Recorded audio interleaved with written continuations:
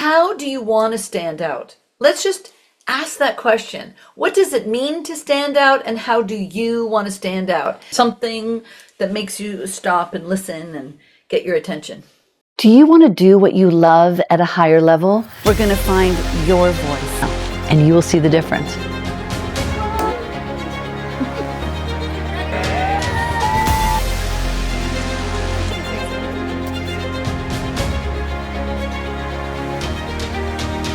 I'm with my fave of all time. Has completely changed my life. Lorraine is so awesome. Lorraine is so amazing. And Lorraine's got an incredible vocal coach. Lorraine Lawson. Lorraine Lawson. Lorraine Lawson. Lorraine Lawson.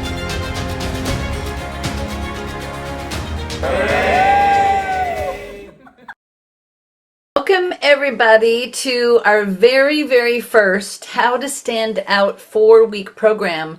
I've often done How to Stand Out as a one-time, 1 hour, live where we can get a lot of information. This is your chance to really take a deeper dive over 4 weeks, that we can explore what it takes to stand out in 2026, what is actually happening as a creative in this time, in this era. How are we going to attract our ideal audience and monetize? This is something I'm passionate about. I put in the chat the workbook. I cannot tell you down to the flicking wire of getting this workbook out to you. And you're going to be my guinea pigs of its content.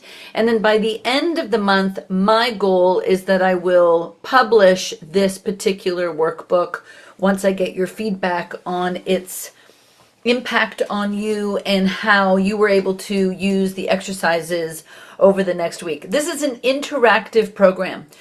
So we're going to go through step by step each week a topic.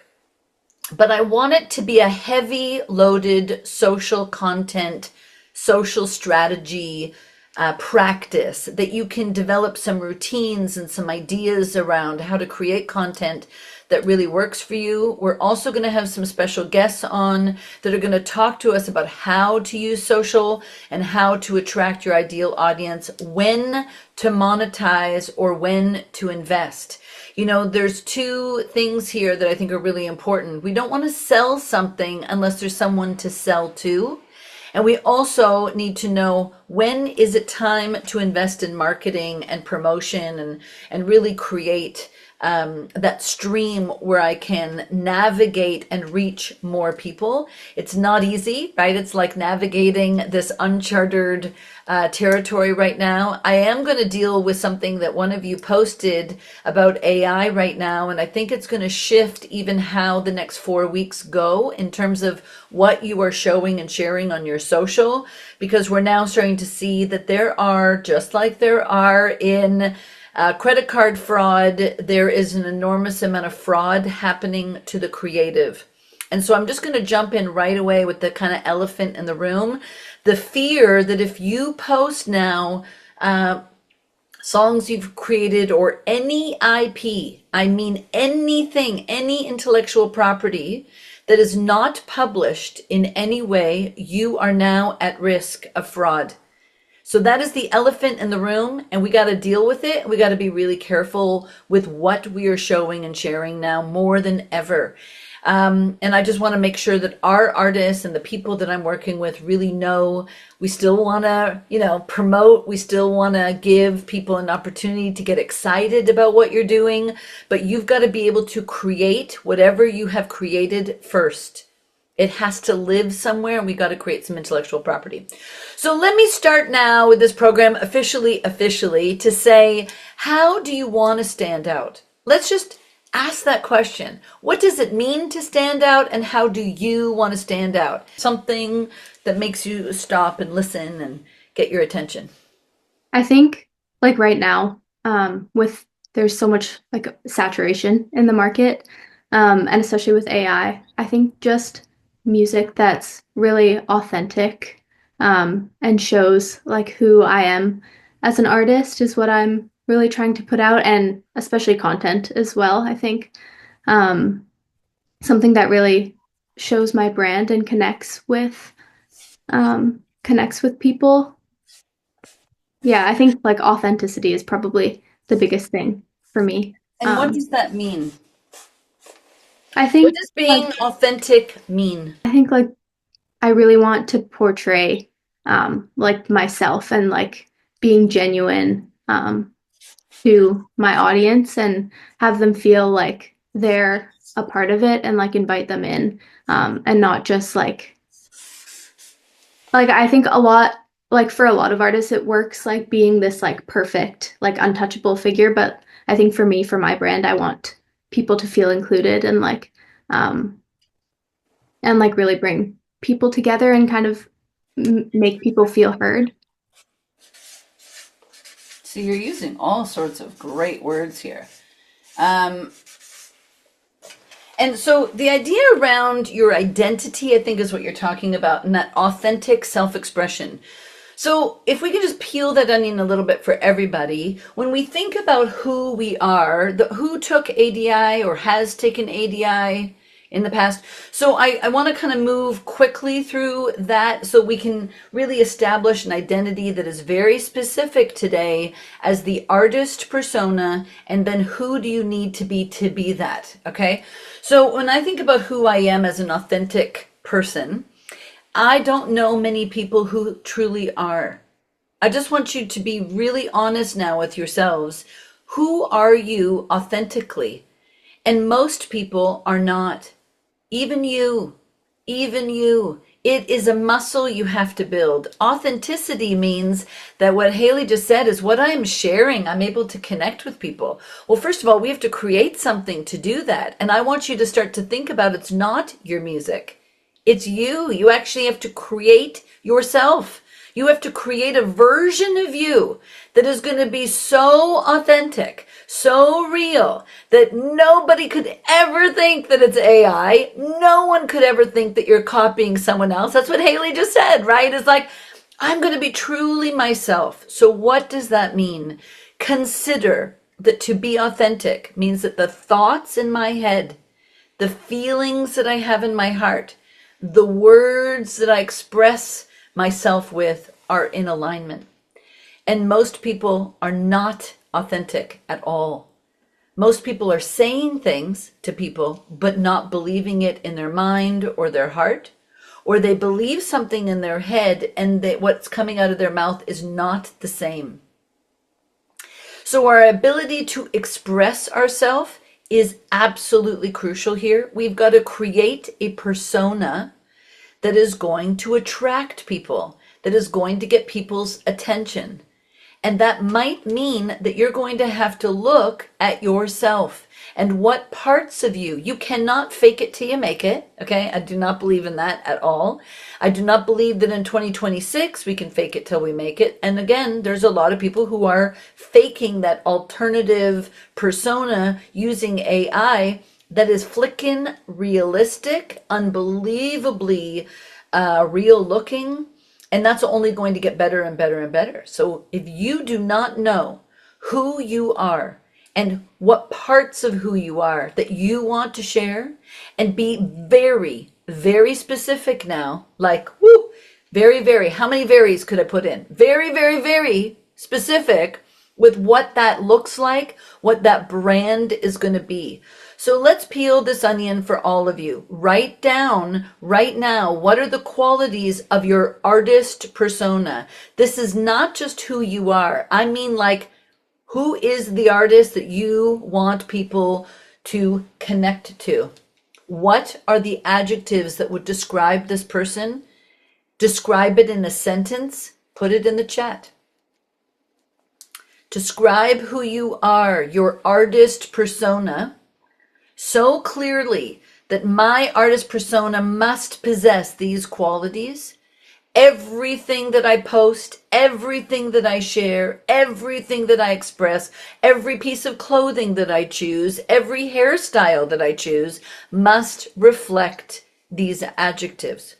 Anna, what did you come up with? Thank you so much for having me here. I will say I flounder with that just a little bit. The first thing that I came up with when you asked the question initially was authenticity and unique, that I would like to be known as, not necessarily that I am, but that those are two things that I don't see And maybe that's just in what I'm No, seeing this is in the great. world So right now. just let's stay with those two. So we cannot, so here we are creating our artist persona, okay? And with each circle, I want you to think of that as your adjective, okay? And then what you just said is right here, everything is going to sum up to this unique, authentic person. Okay, this is you here. But I've got to kind of peel this. I've got to, with every adjective. So, what is authentic to you? Because authenticity actually isn't an adjective, really. Like, if you think, like, what does it mean? It's out here. Does everyone, like, to me, authentic is like, woohoo. What is it specifically? What does it mean to you? I mean, I think when I originally thought it, my initial feeling, and I can only say what I initially thought, was that something that I've been told is that when I perform, that there is an authenticity about what I'm doing or a genuine quality to what I'm doing that draws people in. So, I Okay, so mean, stop. This is so great. I'm just going to keep yeah, coaching it out in. I love yeah, that you're great. new and you're willing to play with me. And so just stick with me. So that requires you to do something in order for people to see it. So what you're saying is when I perform, people are tapping into my authenticity. Well, I'll tell you, I've actually seen you perform. So I can tell you that I feel that way too. And I saw you perform. And Thank so you. this alignment between what you are doing and the material that you're choosing, how you choose to sing it, the thoughts in your head while you are singing it, the feelings in your heart while you are singing it. See, that's the alignment of authenticity. But Yeah, the who you are is before we even get there. right. Before we Yeah, even get to do anything, everybody, we need to know what this brand is here. Because this person is and how do I tap into it then at will? I call it plugging in, right? How do I actually plug in this person once it's defined? So what are the adjectives that describe your authenticity? When people are saying you're so authentic, what else do they say? oh geez, I don't know. Well, this is so part of this homework, which is not in the workbook, is that you could ask people that you trust. If you really are lost in what are the things about me that really make me me, that really help me stand out in the world, that are truly authentic to me, as you pointed out, you had a great word, unique. But again, unique to me is out here. First of Yeah, all, everyone is unique, okay? yeah. Everyone is unique. And Well, everyone has the ability to be authentic. right. So Yeah, now we have to go deeper with the qualities that are yeah. only you possess. What are they? I'm going to come back to you. Keep thinking of what that could be. Okay. Melora, what is an adjective that comes to mind that describes your authentic self? I think it's being raw, like being connected to what is being felt in the moment and being accepting of that. Okay, this is so great. So stop right there. Okay. So rawness is definitely an adjective that gets you closer to your bullseye, doesn't it? It's like raw. What does that mean to you? What's another word that describes raw, Melora? Yeah. Is What's that for another word? being bold and vulnerable? Okay. Vulnerable. That word. Vulnerable is great. Okay, Now I could say that I'm vulnerably raw.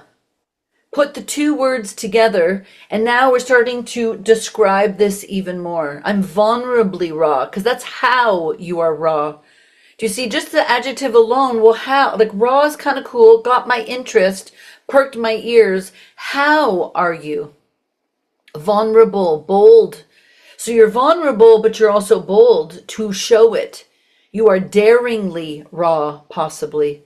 Do you understand? So the words you are starting to come up with, you can start to use in your bios, in your dialogue with your audience, in any kind of social posts, hashtags, anything that help in your bio on your actual social should have a phrase instead of just what you do.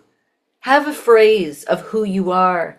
It will grab people's attention more than what you've done, especially until you can build some kind of sentence beside your name. And what do I mean by that? the evidence that who I am is who I am and what I do is what I do, until I can build that evidence, I have to use descriptive words that help people know exactly how to see me. And then every choice that you make has to be in alignment with it. Andrew, what's an adjective? You always have great adjectives. I don't know. I feel like my adjectives change every time, though, so maybe I'm missing the mark. But just now I wrote languorous, soft, comforting, pensive, playful, meditative. And knowing you, I would say that is a bullseye. Knowing you, what you create lives right here. How you are expressing it on social. You just described your bullseye beautifully. And words that we don't always hear, which is great. Cassidy? My adjectives are warm, inspired, genuine, and introspective. Amazing. And the genuine part for Anna, going back now to Anna, is like the genuine is a closer layer than authentic or unique, right? It's a word that we don't always use when we're trying to describe, the artist. You are so correct. Anybody who's trying to create anything unique, fresh, there's so many words that just are so inspiring, like we've heard it a million times. It doesn't do anything. If it's in a bio, if it's in some kind of pitch, which is again what we're trying to work towards, it's too out here. It's too on the outside. We're really trying to find the language that is going to help bring us to our bullseye, and then everyone around us understand the bullseye. Again, Andrew just nailed it, man. And if you watch his content and you listen to his music, it's in alignment. Who he is and what he does and how he is showing it is reflecting those adjectives. Now, you gave us like 6 adjectives, Andrew, all of which to me were in the same boat.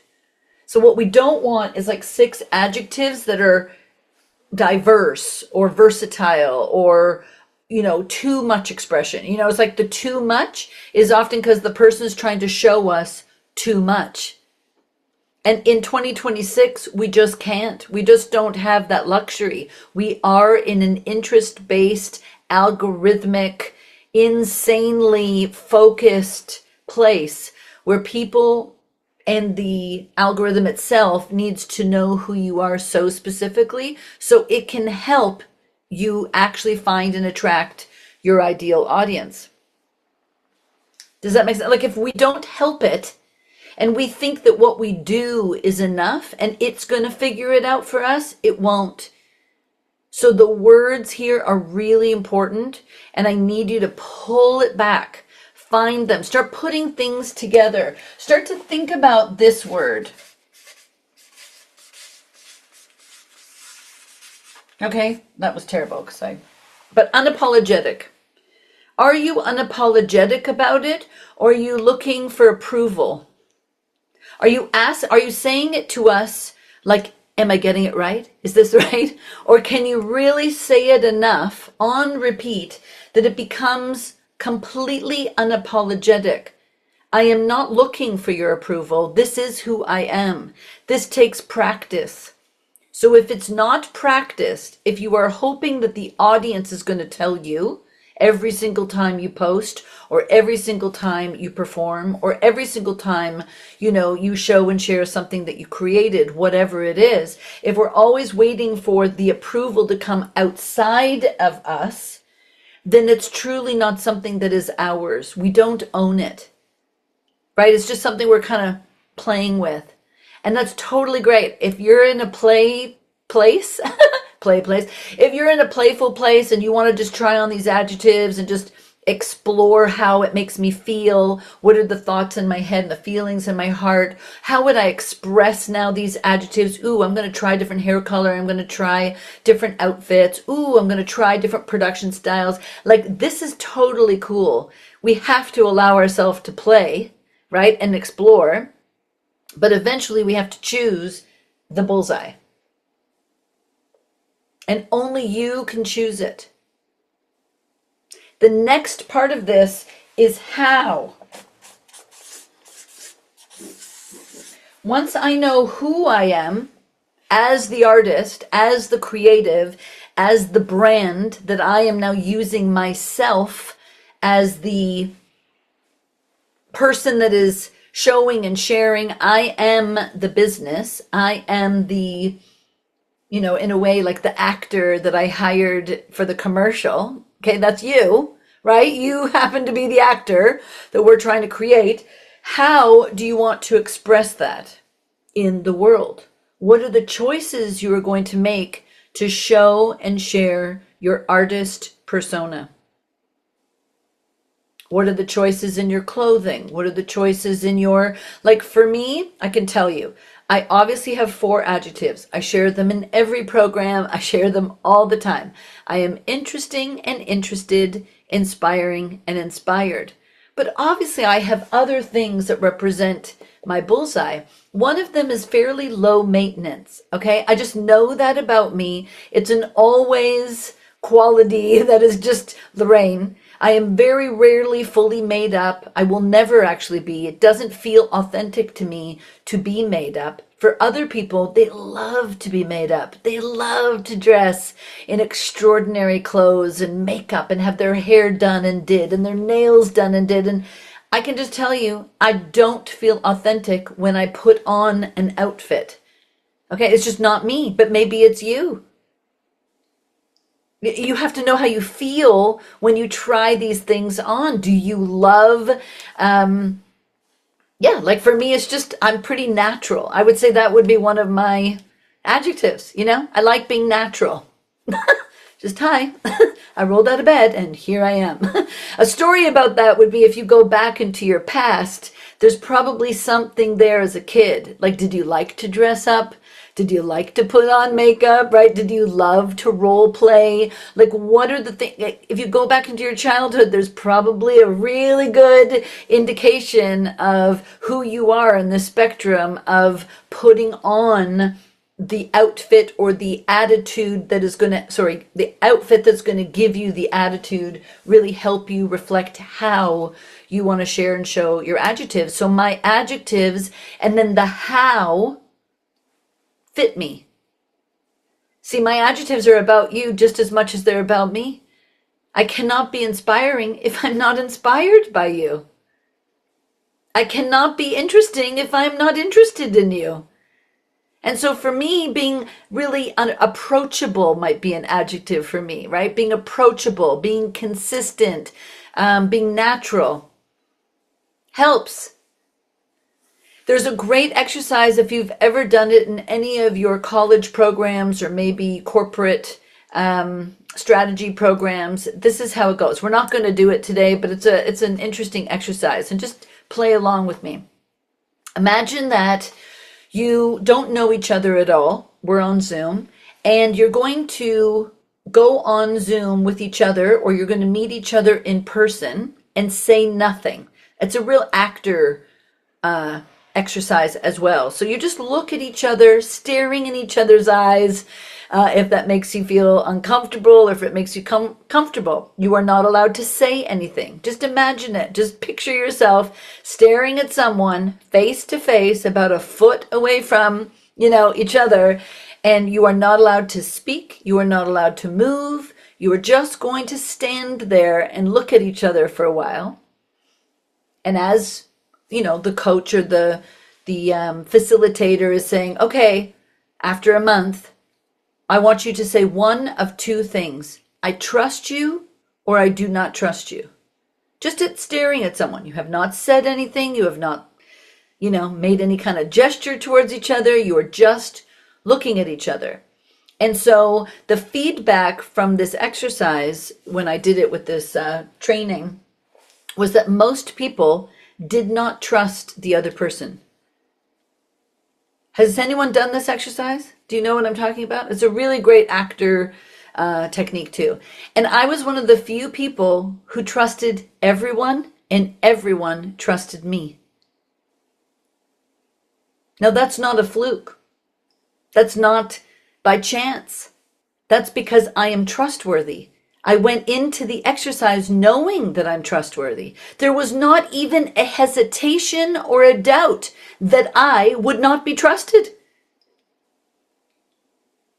This is the level of trust. I know myself so well that I didn't even contemplate the possibility that someone could see me as untrustworthy.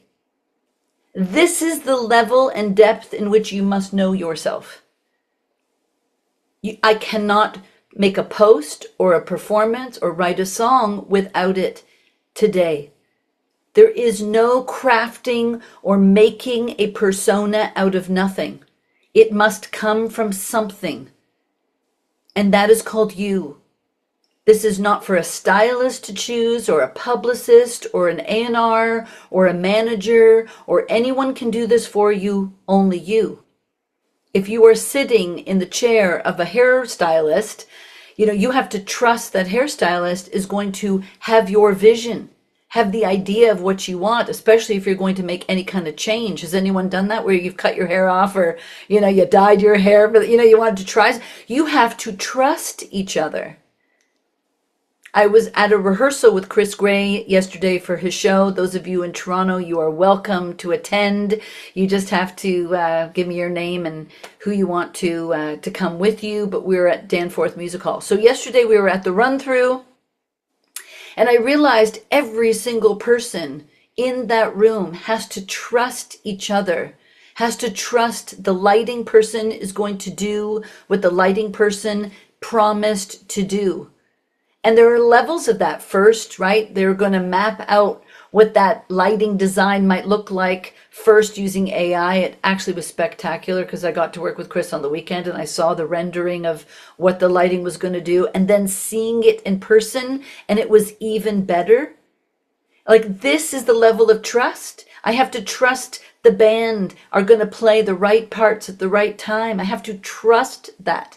I have to trust, right, my ears person, the person who's setting up my monitors. I have to trust that person. If you yourself are not trustworthy, how do you think that you can feel comfortable enrolling and being the leader in that room to trust others? It's impossible. It's impossible for you to really do this if you are waiting for the audience to tell you who you are. We're not in that era anymore. There was a time people could do it. The Motown era is known for it. Find some talented people who could sing off of the street. Let's put them in an outfit. Let's get them some songs that are written by other people. Let's put them in a recording studio. Let's get like the most expensive, most talented producers to make the record. That's why every girl group sounded exactly the same. The Shirelles versus the Supremes, exactly the same formula. Why did Diana Ross stand out? Why? Was it because she was a better singer? No. Was she more beautiful than the rest? Not necessarily. I thought they were all quite beautiful, What was it about her? Because she was the reason the Supremes stood out. And there was something different. And that might be where we can now look just for a moment. What is different about you? What is different about you? Lila, what is different about you? What should people be pleasantly surprised by? Oh boy, this is the hardest question so far. I think what's different about me is that I'm doing this at an age where I just feel like I have a lot of experience. Not that I'm better than people that are doing this that are younger, but I feel like I'm bringing a lot of wisdom. I'm a mom, a wife, all these things. I've had multiple careers. I've done graduate degrees. So it's like I'm bringing a huge amount of perspective and lived experience. And I think that's what I included genuine in one of my words for that reason, because I feel like I've met so many people from so many different walks of life, and I understand so many different people's experiences, and I appreciate their experience and what they're bringing to the table. And I think that just comes with age and experience. So I think that is something I'm bringing. Also, my just unique vibe of what, like, my sound and what it sounds like, but personality wise, I won't even get to the point of listening to anything you've created or reading anything that you've written or even watching anything. Okay, you all know that we consume social content on silent. Okay, there's not a person who has the volume on. It's set up like that. You have to literally unmute. You have to press something. Okay, so we are consuming completely in silence, and our vibe and our energy, what is obvious, Lila, is so great. It's like, of course, I'm a little bit older. The AI artist, this Sienna Rose, whoever designed her is older also, which is kind of cool. I thought it was cool. Like, she looks about 40, 42. You know, she looks like she's got some little crow's feet. She's by no means perfect. To what Haley said earlier, she's gorgeous, but she's not perfect. You know, like, it's kind of nice to see someone who is not perfect. What makes you different might be exactly what helps you stand out. And genuinely different, authentically different. Lila, if you tried to be younger, it would be weird. You know, you could say that I do not want, like, for me, you guys don't see my children on social. Okay, I have children, but you don't know that I have children. It's not part of my brand. Okay, it has nothing to do with who I am for you, because I am trying to attract a certain kind of person, which we're going to talk about in a second. It's like, I have to be able to attract a certain kind of person, and my motherhood has nothing to do with what I do for you and what I want to do for you. Nothing. So I don't show it. That's a tactic. I am choosing that. I could say I'm a real person with a family, doing my thing. That could be part of my persona. There's absolutely no right or wrong choices today or throughout the next 4 weeks, but you must choose. What is the story? How much of your personal life are you going to share and show? And how much are you not going to show and share? I like this idea of what is different about you. And then Lila's tapped into another really important thing. What are possible objections that you can turn into assets?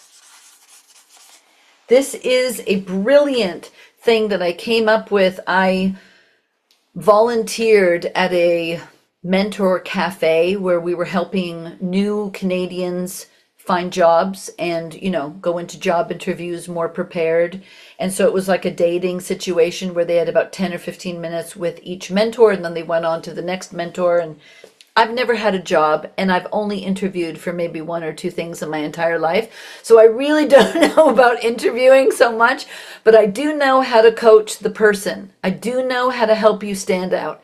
And one of the things that you want to start looking at is, what is the objection to who I am? And how can I turn that objection into an asset? Lila, that is exactly what what is make different is I'm a mother, and I'm doing this later in my life after having a full ass career, education, a whole other life. But I woke up one day and I wanted to do this. This objection is an asset, because the minute that you share that, you will find an audience that is exactly like you, who do not have the same ambition, the same bravery to do it. But man, they are going to admire it. There's 2 kinds of audiences. One that is exactly like you, and one that just wants to be you. One that's exactly like you. So Lila can find other women who are also equally creative who are doing it later in life.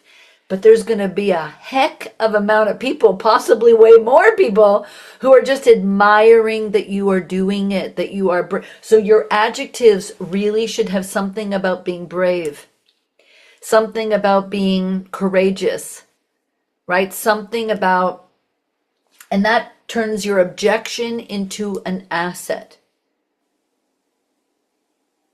Where you are, the proximity of where you are can be an objection. For example, Canadians have used this forever. I'm at a disadvantage from Canada, and it's become the greatest asset because we're from Canada.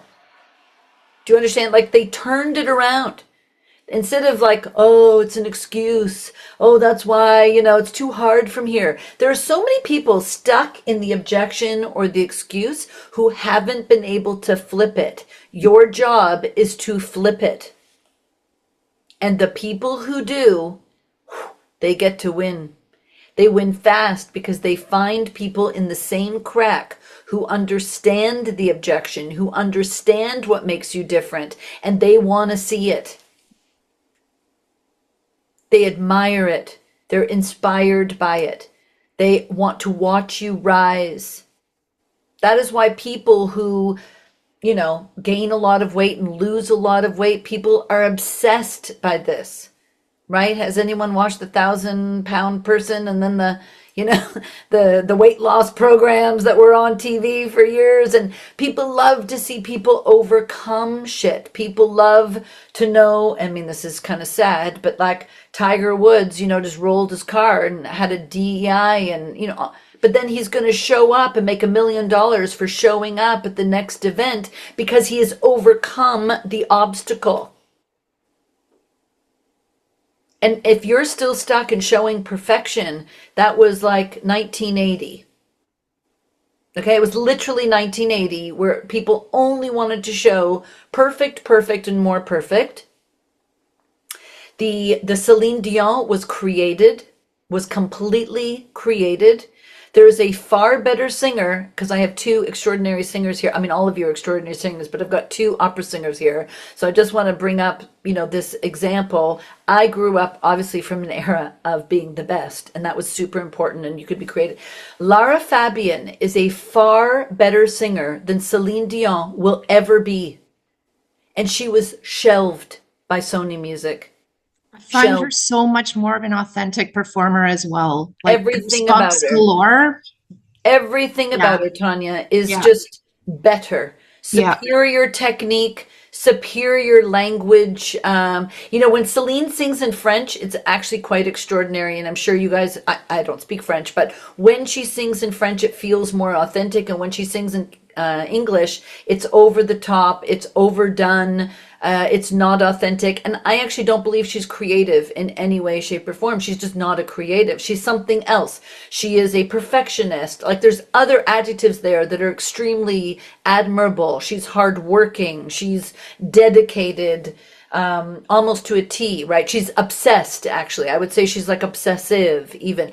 But she is not the creative. And I know that personally because I used to demo songs for Dan Hill, who wrote, what was his big song with her?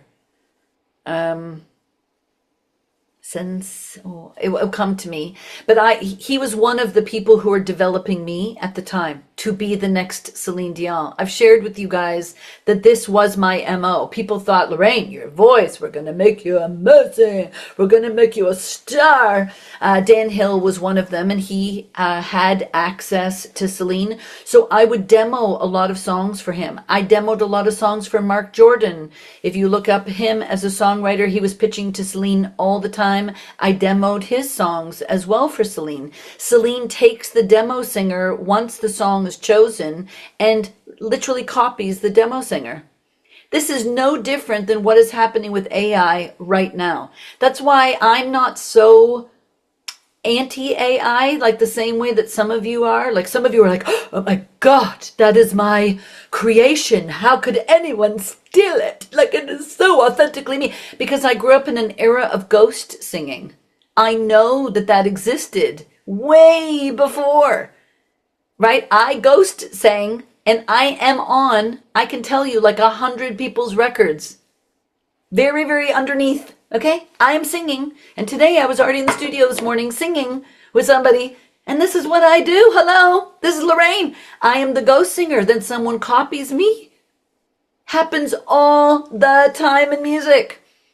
But what you want to do is start to be the true artist that is creating from nothing. What is the definition of authenticity? When the thoughts in your head, the feelings in your heart, and your self-expression is in alignment, no hesitation, no doubt. What is the definition of creativity? The ability to create from nothing, from zero. And when you tap into that, and some of you have, and you know what that feels like, you know exactly what I mean. You walk into a room, you shake people's hands, and you flickin' create magic. That is what I'm talking about. You take a piece of clay, you put it on the wheel, and you let your brain invent.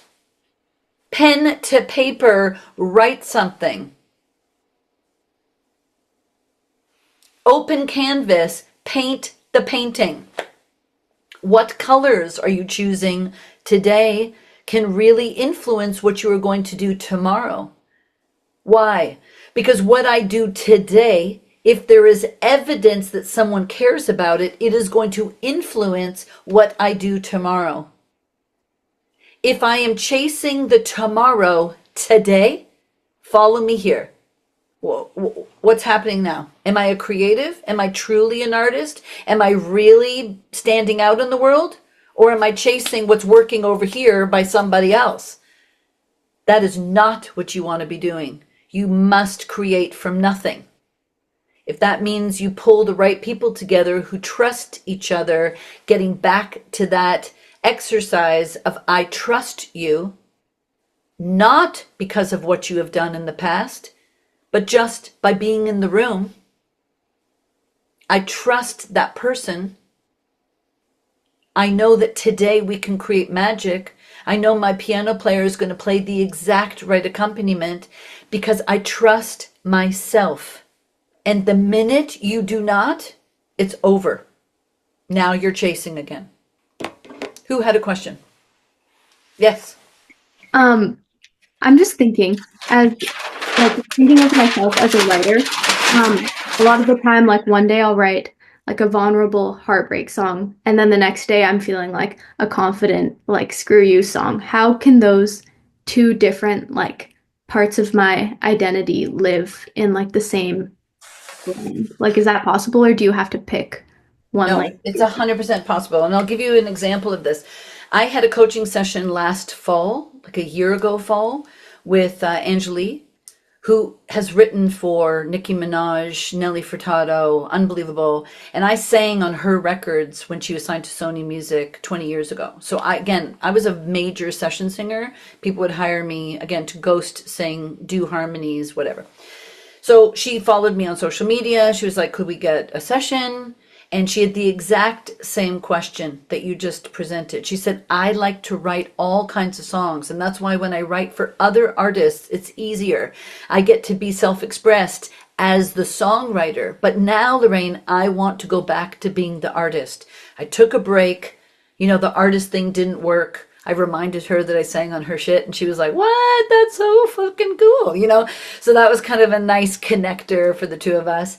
So it's a matter of now arcing or coming up with a phrase of self-expression that allows you to do it all.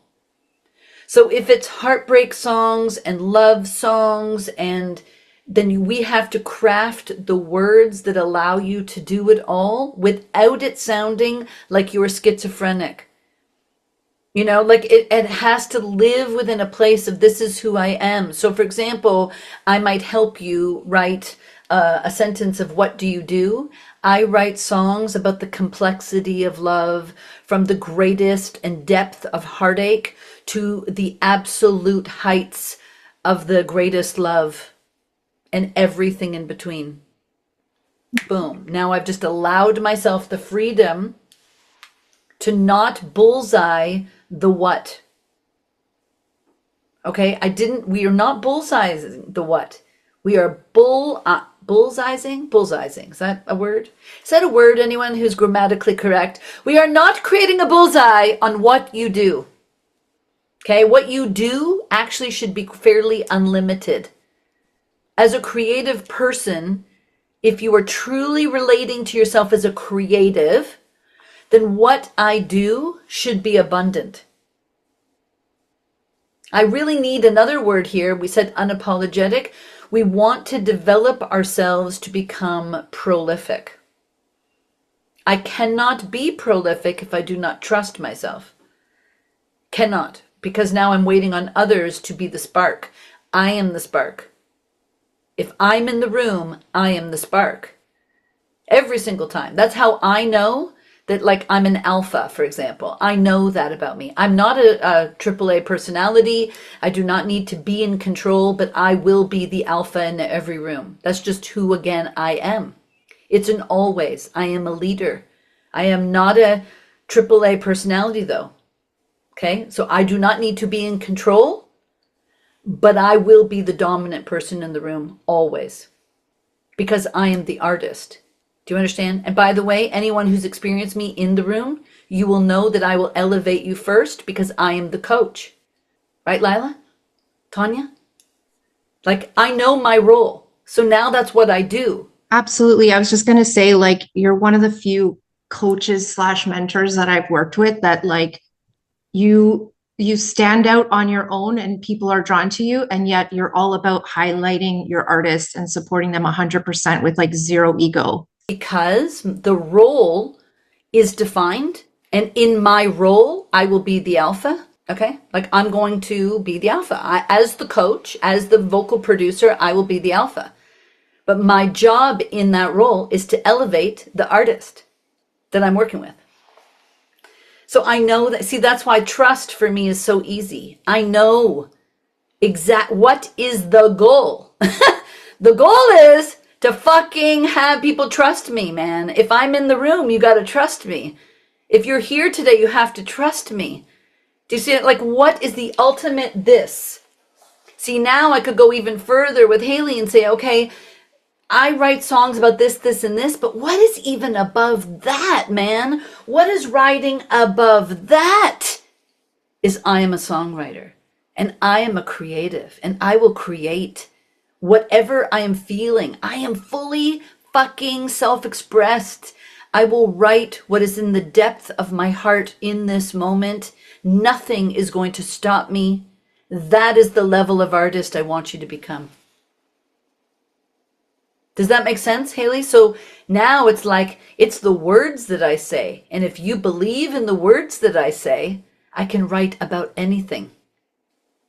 But if the objection is that, oh, Haley, you seem to be writing.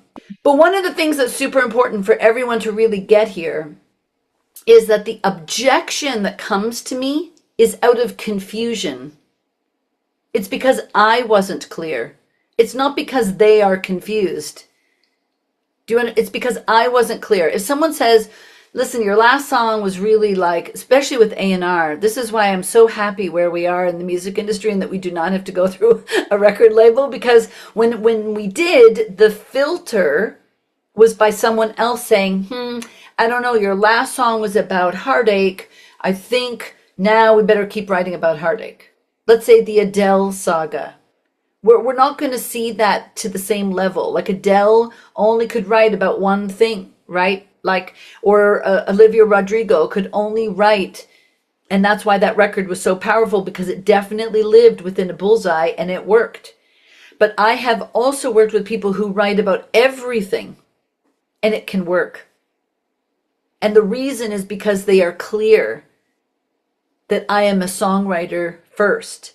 They also are clear in their artist brand being first. Their artist brand allows them to write about multiple things. Does this make sense? Because the brand is so clear.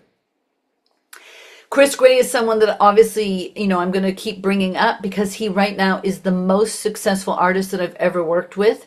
And I've worked with him at the beginning. And even yesterday, we were choosing how to interact with his incredible female guitar player and create a moment. And she's soloing. And I had him go down on his knees and look up, and he was like, oh fuck, Lorraine, that's so good, that's so on brand for his obsessed love. He writes about obsessed love, Not just love, obsessed love, dominant love. Do you see how the adjectives give you clarity? And at the same time, he can create worlds in his visuals that live within a project, like the castle, right? Every image was about, wearing armor. It actually started by being more Phantom of the Opera-esque.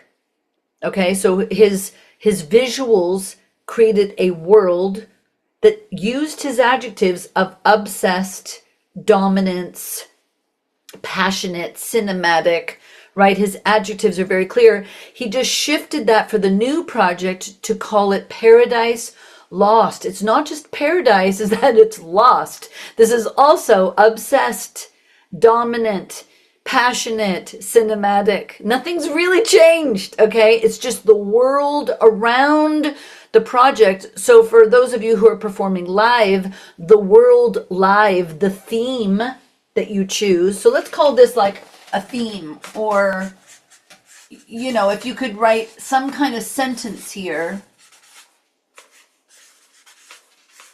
that would be awesome. Some kind of sentence that people then understand who you are in one sentence. Again, the theme of a show can give you that. And so that tells our lighting designers, our clothing stylists, our hair and makeup people. It helps the MDs, it helps the music, the arrangements, your producers. Once I know, then I can delegate better. If right now you are in the play stage, and that's what I said at the beginning of this, I said you can play all you want. Part of being a creative is to play. Then that is what I'm choosing. I walk in, what do you want to write about? I don't know, let's play. I set the tone. I am the alpha. Let's create something today. Or I walk in with an idea. I know exactly what I want to write about. I've thought about it ahead of time. I've got the plan. But both are okay. There's no right or wrong. It's just you as the artist.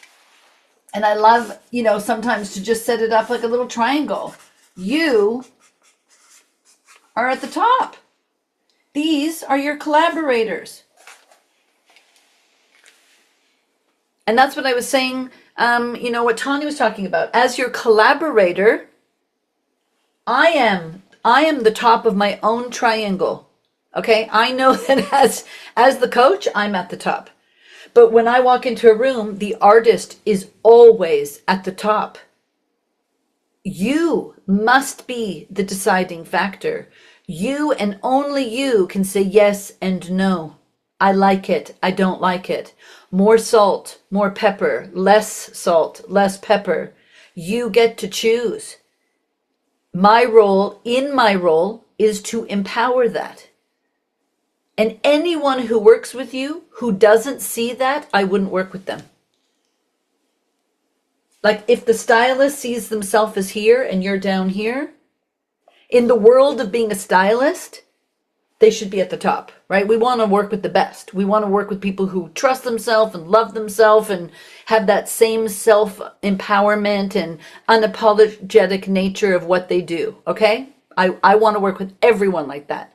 That's the measure that I want to work with. However, if I'm in the room and I'm here, I'm the artist, and the stylist is trying to dominate me, fuck off. Like literally, you better tell them to fuck off or get out or hire someone new. That's where we are right now. You got to create a line in the sand. There's no one above you. No one. Only you. The days of creating what we think people want are over. It used to be like two schools of thought, the Rick Rubin school of thought and the record label school of thought. I've always been on the Rick Rubin school of thought, just for the record, but man, it's only there. Like if you are not creating for you and only for you first, you are going to get trapped in some kind of gap, in some kind of stuck position of trying to chase something, and that's where people overspend. You invest in the wrong people, desperate. I've done it, man. I've been there in the past. I know exactly what that feels like. It's not a great feeling. But we're 2026. It's done. You must be the delegator. You are the CEO of your business, and you have to see what is the vision of your business. This is a mission statement that you need to create now for who you are and what you do. Who you are and what you do.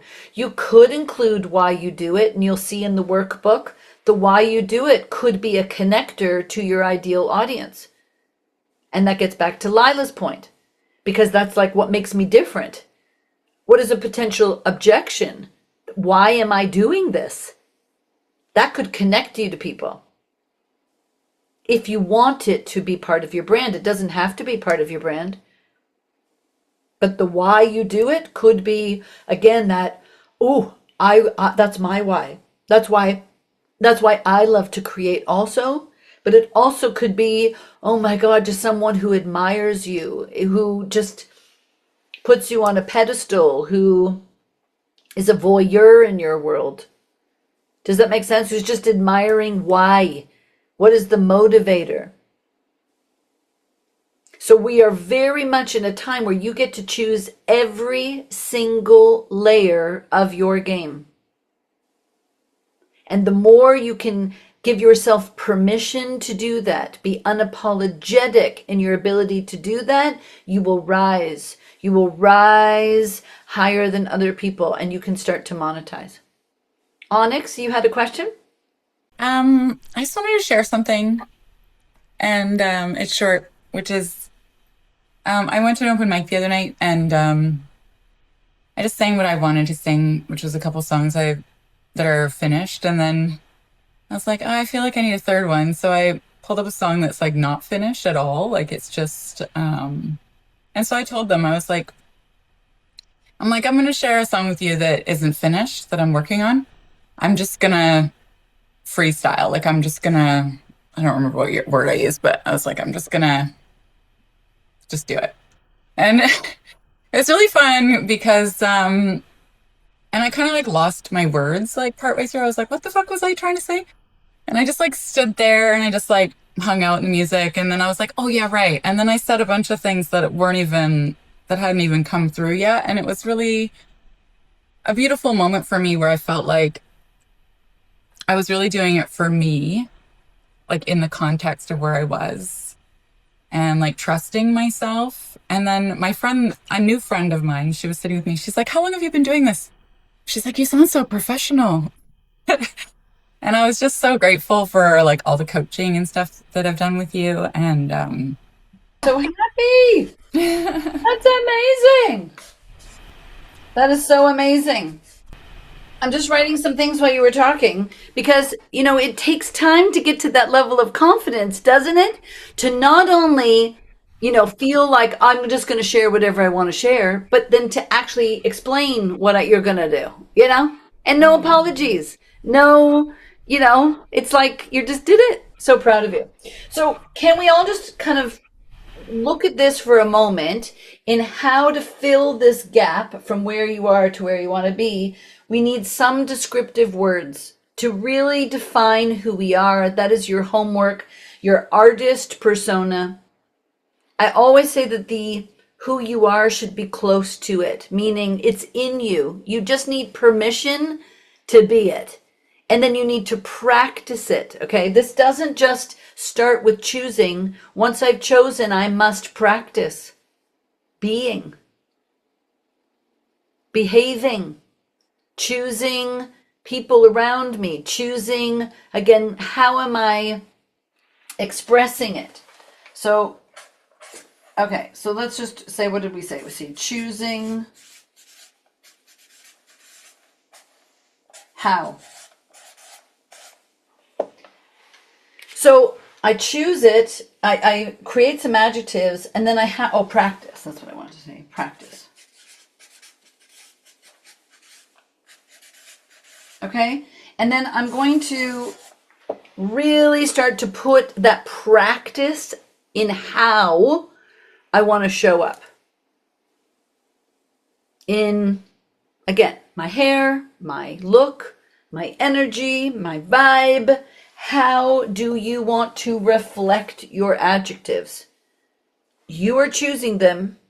Now I have to practice them every day, all day. I suggest in the roles you play in life, and we all play different roles. I'm a dad, I'm a mom, I'm a sister, a brother, a friend. You know, I'm a bartender, I'm a hairstylist in the day, and then at night, you know, I go on Twitch, like whatever. The more you can bring this line into everything you do, the more well-rounded, healthier emotionally you will be. When the artist persona is too different and you change it on who you are and what you do and who you're around, this I've seen really falls into a bad pattern of behavior. And it can be dangerous. And it can lead to drugs, alcohol. You know, what do you need to do to kind of elevate yourself to be that artist persona? It can be very difficult. And we have seen very successfully artists who created it first, practice it enough in how, who become it. And I always use Beyonce as an example of that. Taylor Swift is a phenomenal example of that. The Weeknd is a phenomenal example of that. Drake is a phenomenal example of that. People who kind of created an alter ego, practiced it enough through the actions that now they are taking. Okay, so actions.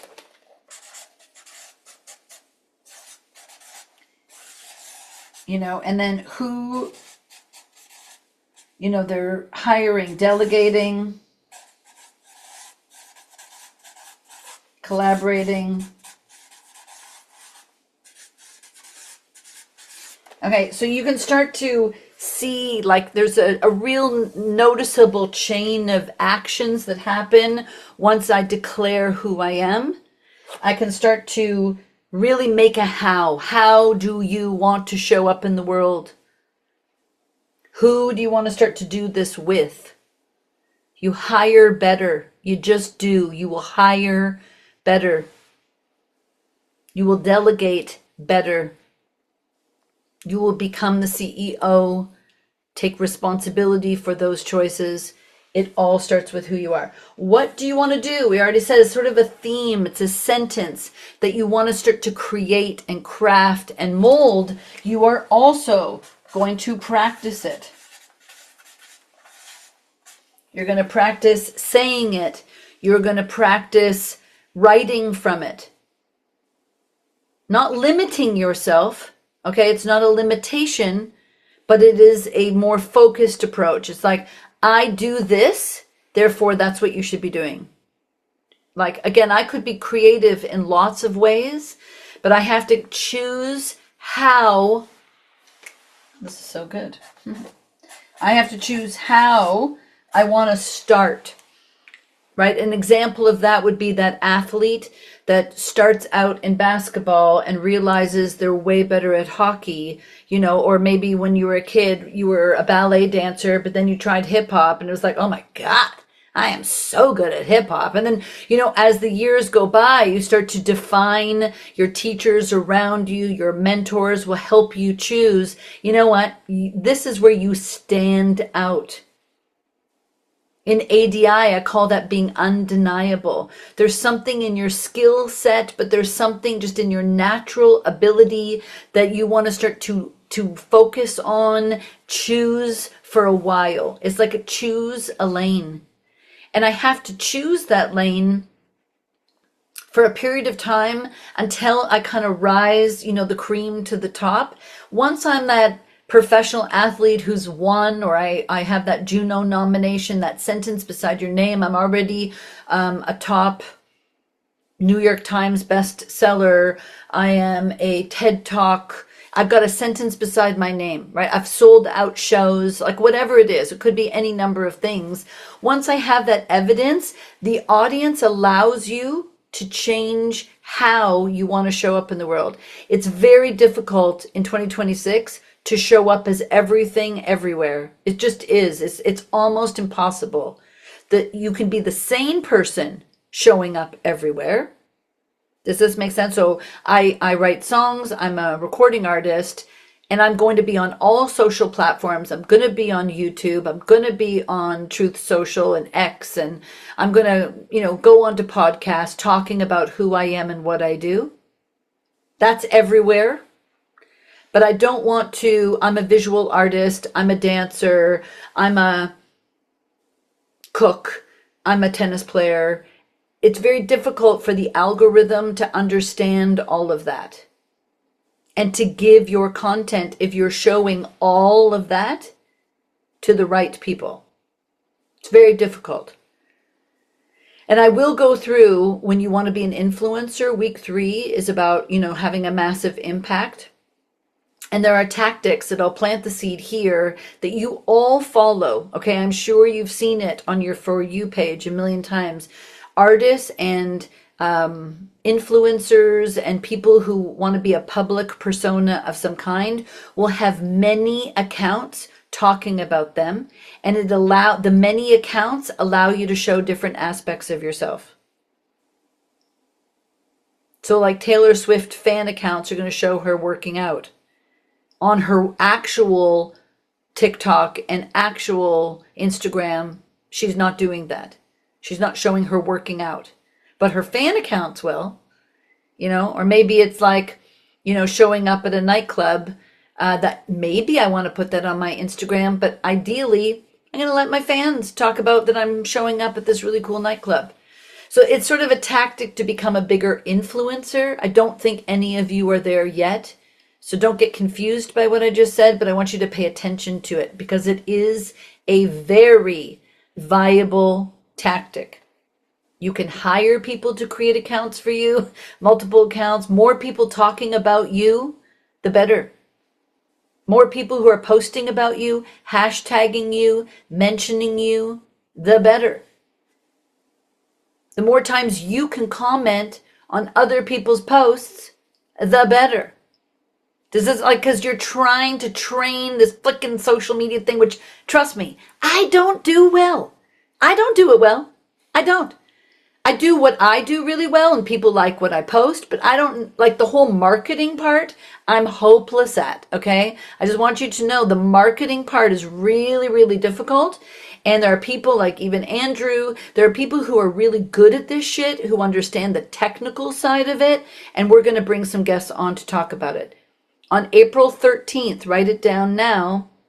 And anyone, Anna, you're welcome to join our mentorship group. We have Nicole Haber coming on Monday at 12:30 to talk about going live on TikTok. Now, it has not translated into followers, but she has fans. Big time. She won an award for the #1 TikTok live in Canada. She's the #1 artist who goes live on TikTok, and she won an award, and that definitely elevated the who she is because now she has evidence. Your job is to create evidence that this is who you are. This is what I do. That's your job. If you want to fill the gap, you need evidence, proof of concept. You need to create your pilot episodes before you can go to those investors and say, I want to make a 10-week series on Netflix, right? You've got to create your own story first. And that leads us to why you want to do it. I told you that could be your audience. That could really help engage your audience here because they kind of like the why. It's for you, right? For you first. For them second. Always do everything you choose, everything you do for you. This requires a muscle also of practice.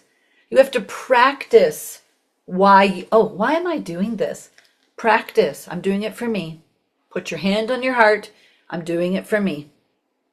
You have to practice it because it is so tempting in this world that we're in that people are going to say, do it for others first, especially in the arts. I hear it everywhere. You're going to feel better about who you are if you go to a soup kitchen. I love to use that as an analogy. I'm like, no, you won't. You are not going to feel better about yourself going to a soup kitchen and volunteering. You're going to feel depleted.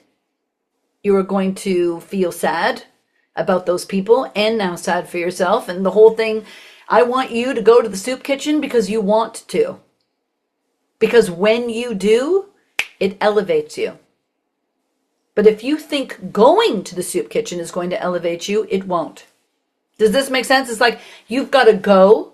It elevates you. You feel inspired. You go again. Does it, like, you can try it. Try. And once I know that I feel elevated, it's in alignment to who I am. Ooh, this really works for me. You got to build that muscle. It's like a frequency or a neuro pathway, or, you know, it's like the highway. You got to create the highway. When I need something, I know I go here, I go there, I need to feel inspired. Boom, boom, boom. It works every time. We're building a highway, man. Over a bridge to where you want to be. But if you keep doing what other people tell you to do, you will feel stuck. Maybe not right away, but pretty stuck. The other conversation that I had today with somebody was around immersion. And I love the idea that I'm going to immersively over this month dedicate myself to who I am, what I do, my messaging, okay, my messaging about my brand. That's another word for the sentence, okay, it's the same. And I am just going to immerse myself in these ideas. I'm going to practice every single day. I'm going to build the muscle. I'm going to exercise every day. You do not get fit by exercising once. You do not get fit by hiring a personal trainer 5 times. You have to make a commitment to yourself. You have to say, this is who I am. This is what I want to do. Why do I want to do it? Because when I do it, I feel amazing. Period. When I do this thing, I feel fucking great. And if you don't, do something else. Okay? So when you try something and you don't feel good, you've got to really try something else. Maybe it's a mindset shift. It could be just a reframing. It might not be the actual action. It might be, you know, a different conversation with somebody around it. It might be, you know, going from the outside of the bullseye closer to the inside of the bullseye. It's like, oh my God, the same thing. I can go to the soup kitchen now, and now I actually feel really good. Does this make sense? But we got to be more careful with how we feel, because eventually, many of you might have experienced this. Once there's some evidence back that people like it, and you were not clear on why you're doing it, you will be stuck doing it. And you might not want that. It's not a fear of failure that you should be afraid of. It's a fear of success. Because if people like you for not who you are or who you choose to be, you will be stuck being it and doing it. And again, we've seen this in artists. They lose themselves. We've seen this in athletes. They don't know who they are beyond what they do. But I play golf. Now I can't play golf, right? I injured myself. I was supposed to be an NHL, you know, champion, and I damaged my MCL and ACL, and I'm fucked.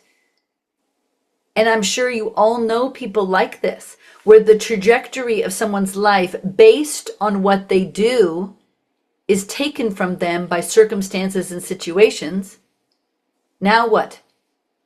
Because they didn't develop who they are on the ice. They didn't develop the leadership. Maybe it's leadership. Maybe it's just being a great teammate. Maybe it's the positive guy who brought the music to the dressing room, the change room. Do you know what I'm saying? Like, if you don't think about who you are and you only define yourself by what you do, and now you can't do it anymore, you're fucked. Or if someone else defines you by what you do and you don't love it, you are also fucked. Are you following what I'm saying? This is really important, because as an artist, we somehow feel trapped. You are not trapped. No one is making you do this. You get to define every single step of this way. You, because you are at the top of your pyramid. You are the alpha in your world. You are the CEO of your business. And if your brain is saying, tell me what to do, when to do it, how to do it, where to do it, I don't believe you are. By the way, when people come to me, the first question that I usually ask is, where are you? Where are you really? Today, this week, in your artist career, in your path, where are you? Has anyone ever noticed that? Then in our one-on-ones, that's my first question. Where are you at? What's happening right now? Because you get to define it. And then together we may brainstorm how. I feel stuck. That's where I am. I'm feeling stuck. I don't know what to do next. Hallie, you asked a great question. How can I do all of this? That's my question. How do I get to do all of this? That's a very different question than how do I do it? You were very specific with your question. You see what I said? You said, I want to be able to do this, this, and this, and this. How do I do that? That's different. Now we get to brainstorm that how. Are you guys following what I'm saying? It's different than like, I'm a blank page. I don't know what to do, when to do it, and how to do it. None of you are there. You wouldn't be here if you were. But if your mind ever goes there, just go, oops, I fell down. I fell below my threshold. I didn't keep my standard I didn't practice. Oops, I'm not in shape anymore. I stopped running on the treadmill. I stopped lifting weights. I've lost my muscle mass. Do you know what I'm saying? Like, that's all that's happened. It's not the end of the world, but we got to get back into a routine of, this is who I am. This is what I do. I'm unapologetic about it. I trust myself. I know who I am.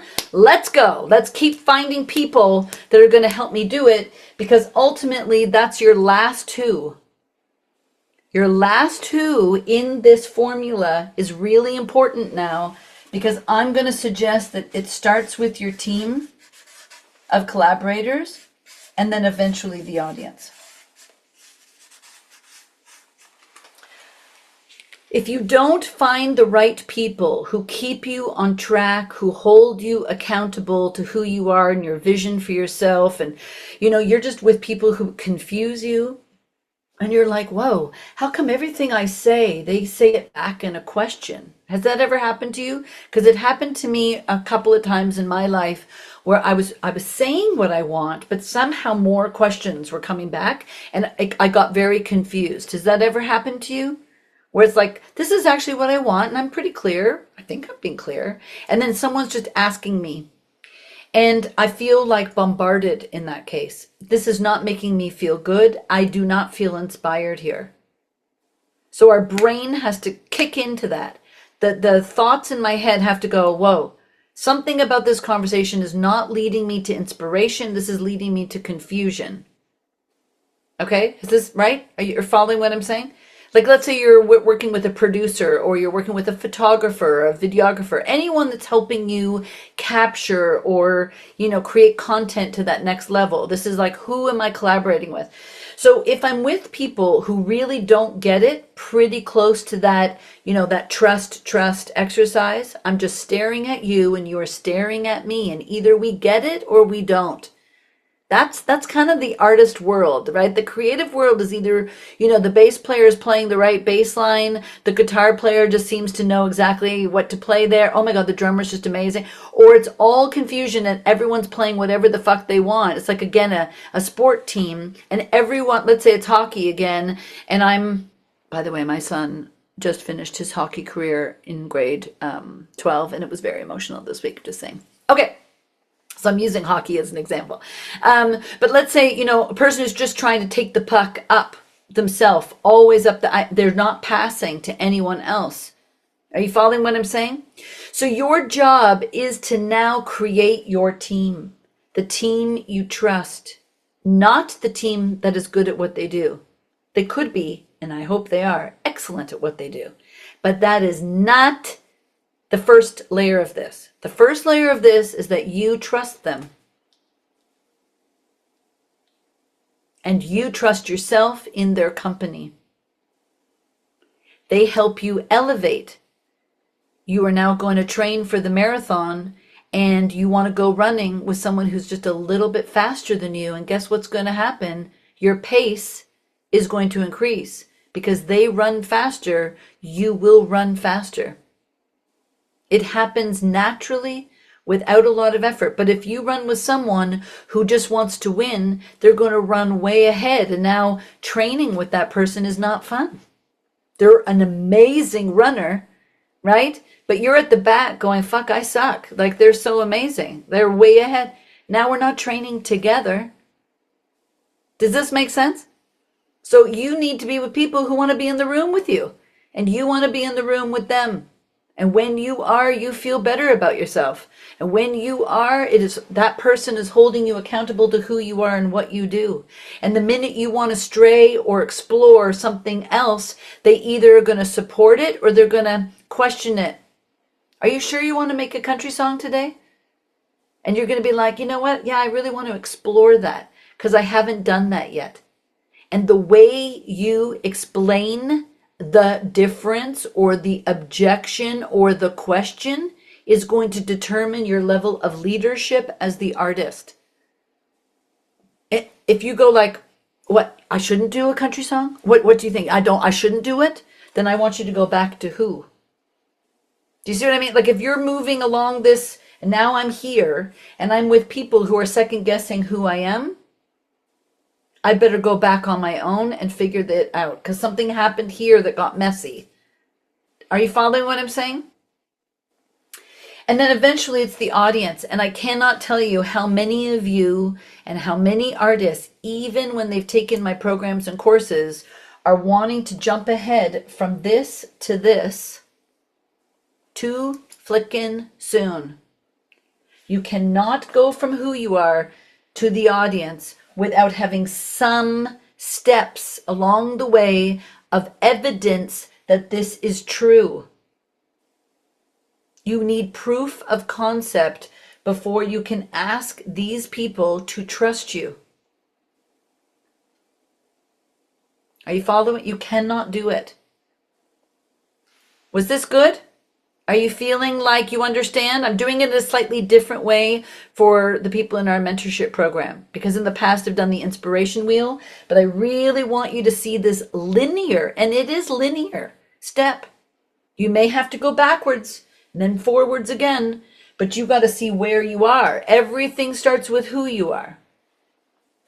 It is going to be reflected in what you do and how you do it. You must stay close to why you want to do what you do and the choices you are making for yourself first. Then for some version of the audience, and that could be just the people in the room with you.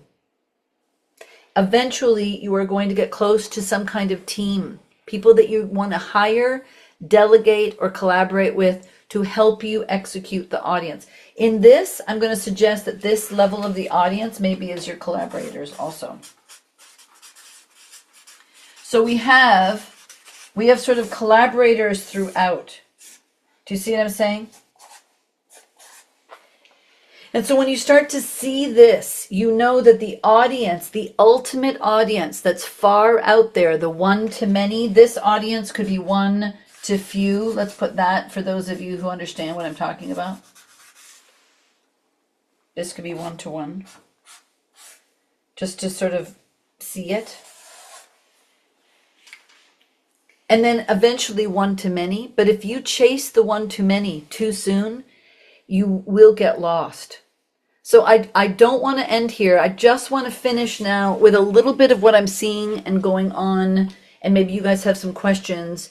I want to talk about IP, okay? I need you to start creating some intellectual property around who you are starting today. If you are not voice memoing conversations, your one-on-one conversations with me in the mentorship program, putting it through some kind of transcriber, like one of you are doing that right now with maybe Otter AI, right? You ask for permission to transcribe this conversation. Then you're going to put it into your choice of an AI that is going to be your virtual assistant, your personal executive helper, your marketing assistant. But if you don't train Claude, ChatGPT, and you are just asking questions, it is no different than what is happening here, where I see artists asking their producer or me without balancing it on themselves. Does that make sense? So you're asking someone else what to do, when to do it, how to do it. It's no different. Look for words like I am deferring. If you are deferring to ChatGPT right now, like it knows or it has a fucking clue how to do this business, it doesn't. ChatGPT does not understand the music industry, does not understand the feeling that we all get when we are experiencing music for the first time, or an artist that we have fallen in love with, that we trust, and we're in the room and we are watching and witnessing the most extraordinary performance. It has no idea what it feels like to feel the energy of an audience and what that collective shared reaction to music feels like, but you all do. So you cannot defer to this thing that, all of the influencers, the ads and the advertisements and the social posts that are trying to convince you that it has the answer. It does not. I've been using it now steadily for 6 months. Andrew is the expert beyond me, that's for sure. But I can tell you, without prompting it very clearly and specifically, it is going to give you generic shit. It makes mistakes. It hallucinates. It is not correct. And I would say that in the music industry also. Just because someone in the past has made a hit song, a hit record, has A&R'd, the biggest singers in the world, they don't have the answer either. The best photographers, videographers, PR people in market do not have the answer. They don't. I don't. I do not have the answer. But I actually have maybe the biggest answer of, no. The biggest answer of it all is it starts with you. Everything has to filter through your brain, your heart, and your ability to express yourself. Everything. And you have to align these three things. It is a muscle that you must develop. There are people who this alignment, now again, lots of people want to use key words like nervous system. I've said this a million times to a million programs and people. Fuck your nervous system. You do not need to be aligned emotionally at all to be successful. The most successful people are not aligned emotionally. They are extreme. They go all the way. Whatever the emotion is, it could be asshole to the kindest person in the world.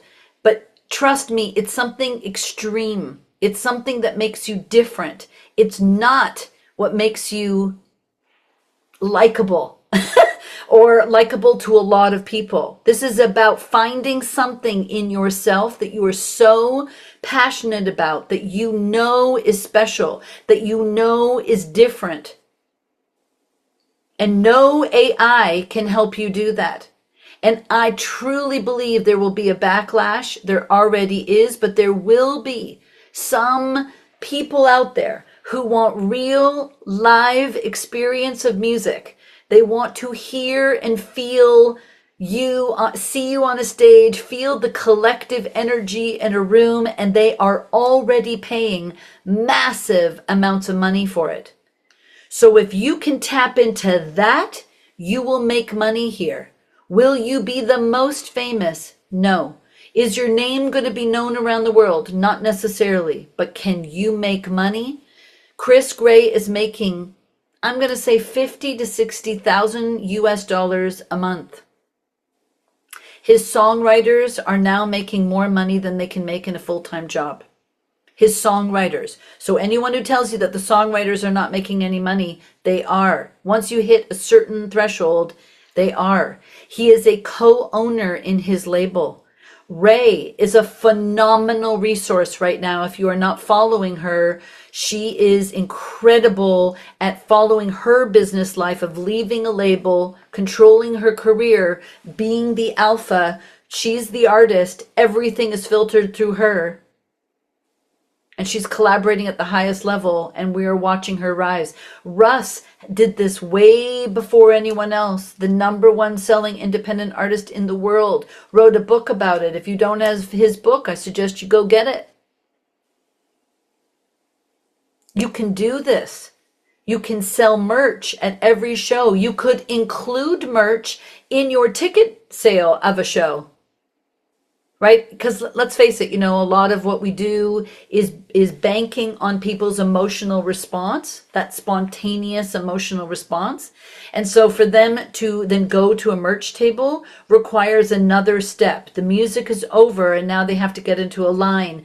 I believe that that is obsessed fan, and I'm not sure any of you have that. So I would rather see you increase your ticket price while you're asking family and friends and include merch, because what that does, that merch is now a memory. Your merchandise is a physical, tangible memory, which is your responsibility to create. So if someone has experienced my music, that's amazing. So not that that was necessarily what I was going to do today, but I just feel like I'm inspired to just keep sharing some ideas. If my job is that I want to create a song, let's say, okay, and I go through that formula of phase 1, phase 2, phase 3, phase 1 being showing and sharing who I am and what I do.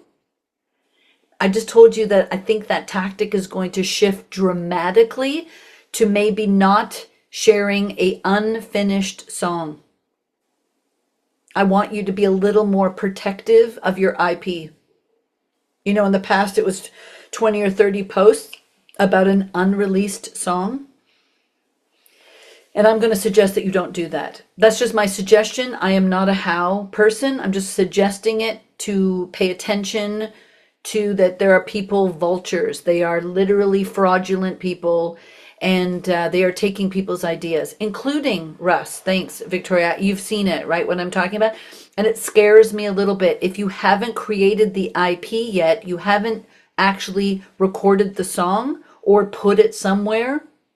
And putting it on YouTube is not a good place. Like this country artist that's been all over now, people are talking about, like someone went to her YouTube because these were unreleased songs and they grabbed them and then created their own versions of those songs and released them on Spotify.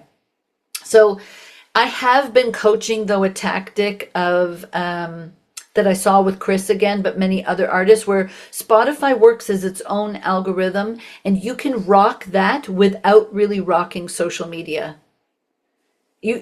People will find similar kinds of music if you are consistent enough, prolific enough, abundant enough. Here I am, here's another song similar to the last one. If you like that one, you're going to love this one.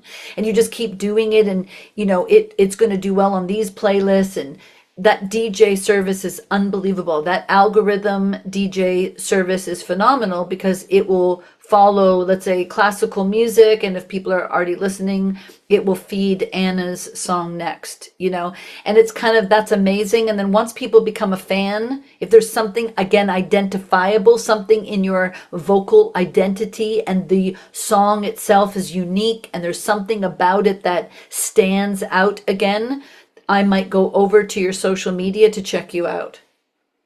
So it's kind of the chicken or the egg. What is going to work? I've seen that Spotify works on its own, and then people will come to social to know more about you, as opposed to social driving people to Spotify. I have, for now at least 2 years, I have not seen the evidence that drives people from social to Spotify. I just haven't. I know people talk about it. I do think it works. I'm not saying not to do it, but now I'm just being careful with your IP. Okay, make sense? Okay, so let's say I've got a song now, and now I'm going to find this flow. Let's call it like a current in the water. Once I create something, it's my responsibility to create a current around it, to create the least amount of resistance to help people join the current. That's your job, okay, is to help people find it, and you have to become more findable. So from that, I might give people that lyric video. I might reward them with something. Maybe it's an acoustic version of the song. Maybe it's a live performance of the song. Does that make sense? So I've got to support what I do with lots of little candies, okay? We're going to call it candies. We're going to think of it like a current. We're going to just think of like, I need to become more findable, and I want people to be rewarded for being in my world, and I need to be more trustworthy and abundant, and make sure that I'm giving them enough little kernels or specks like the Pied Piper to follow me to the next song and the next song and the next song. If you post and then you don't post, if you are inconsistent, that's very difficult to do. I can't build trust like that. So you kind of have to go in at the pace in which you are going to now commit to your exercise routine. Okay, you got to commit. How much exercise are you doing this week? Okay, so your social media exercises are really important. They are just some suggestions. I want you to make a post right now. I'm going to share with this group on email a post that Chris made. It's on his reels. You actually all can just find it. I'm not going to do the work for you. Go and find it if you want to. He did it for Amazon Music. It is exactly this.